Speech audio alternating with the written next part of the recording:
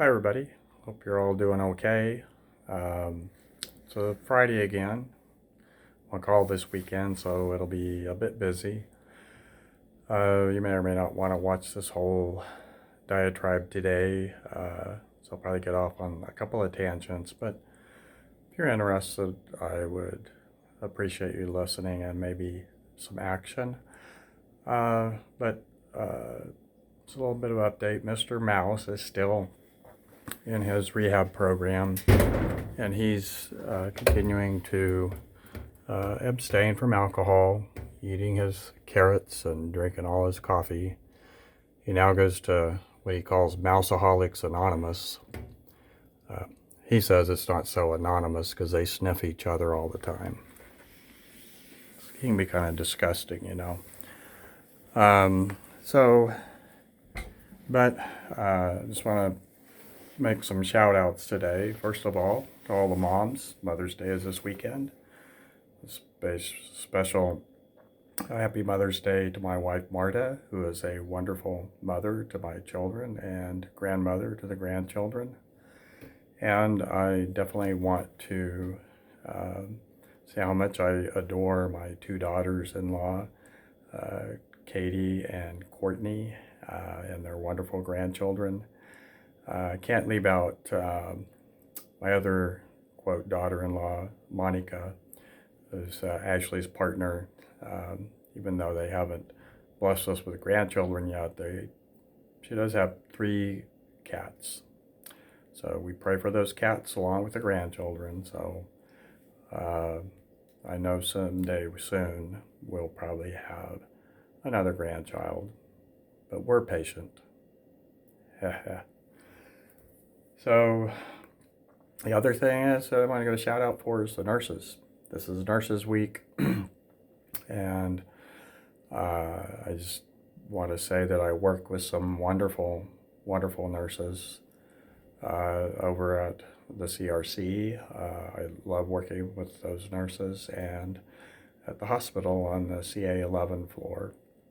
They're all wonderful. They take excellent care of our patients. They work to keep me and the other doctors in line, making sure we know what's going on with the patients and what things we need to be doing that we may or may not be doing to keep them, the patients, on the road to recovery. And my mom was a nurse too, so kind of ties in with Mother's Day and Nurses Day that she was a nurse, worked many, many years up until she had to retire because of being diagnosed with Alzheimer's. But also, speaking of the nurses,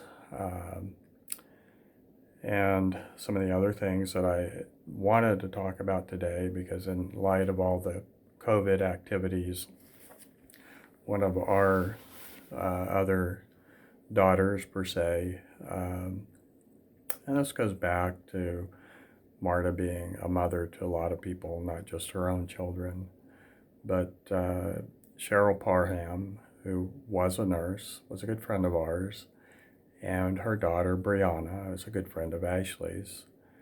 Cheryl, unfortunately, had developed cardiomyopathy after childbirth and subsequently had 2 heart transplants, and she passed away somewhat suddenly, but not unexpectedly, in 2009. Brianna, her daughter, has always been like another daughter to us and our family. She's very successful Broadway actress, and if you get a chance to see her sometime, please do, because she's extraordinarily talented. But last night I was looking on Instagram, and Brianna brought home that we have more than just COVID to worry about right now. There's a lot of pain and heartache due to other causes. And one of the things that continuously comes up is unfortunate incidents surrounding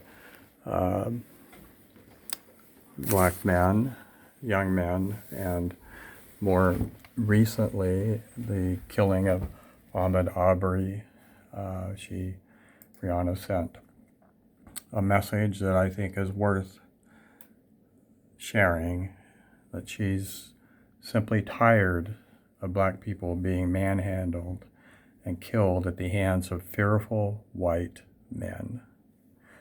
She hesitated posting because honestly, I'm overseeing it. This is not new. It's been happening since America was founded, and what I find myself considering now is all the fear that's been instilled in black Americans our whole life. It's probably in our genetics now, passed down from ancestors afraid of being beaten or starved or lynched. The only thing that brings me hope is how we keep rising up in spite of that fear. We keep succeeding because our people are so resilient. There's literally no other choice. So there is a run sponsored by runwithmaud, MAUD.com, 2.23 miles, which represents Ahmaud's birth date. So if you can, sign the petition to have the men arrested, but fortunately they were arrested. And hopefully they will be brought to justice. I think that this whole event, if you don't understand white privilege, let me just explain to you what it is. I think we saw recently white privileged men marching up to the Capitol in Wisconsin, armed to the teeth, and I didn't see any fearful police officers shooting them. And yet, an unarmed senior in high school, out for a jog, is perceived as being somebody who, quote, may have broken into a house. Is gunned down by two men, and of course they said that he fought them off. Well, I mean, two men with guns chased him, attacked him. What is he supposed to do? He did nothing wrong. They aren't police officers. They have no right to do that. And yet, they weren't charged initially. And now it comes out that the only break-in that had occurred in the 2 months before was somebody stole a 9mm pistol out of the shooter's unlocked car in January. Now, you talk about being careless gun owners. A 9mm pistol in an unlocked car sitting where people can see it. They're totally irresponsible gun owners. Maybe that's just a way that they were selling the gun to claim that it was stolen and they actually sold it to somebody who shouldn't be having it. That's one plausible theory. But in any event, these guys were not initially arrested. This event happened in February, and they were just arrested last night. That's white privilege. White privilege occurred when Trayvon Martin was killed. People said Trayvon was a 17-year-old thug because they found marijuana in his system. Well, let me tell you what.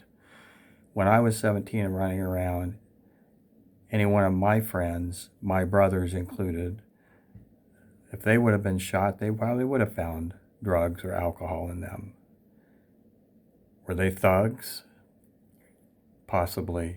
But would they have deserved to die? No.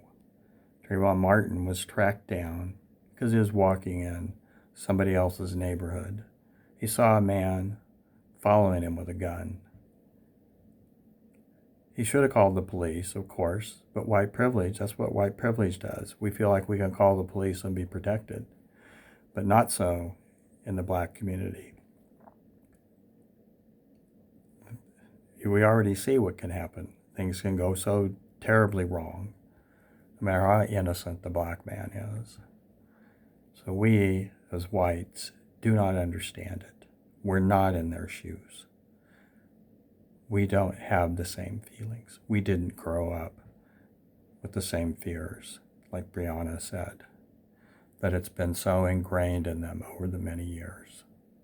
So please, if anybody talks and scoffs at white privilege, please correct them. They need to understand that white privilege does exist. And black lives do matter. And there is a reason that black lives matter.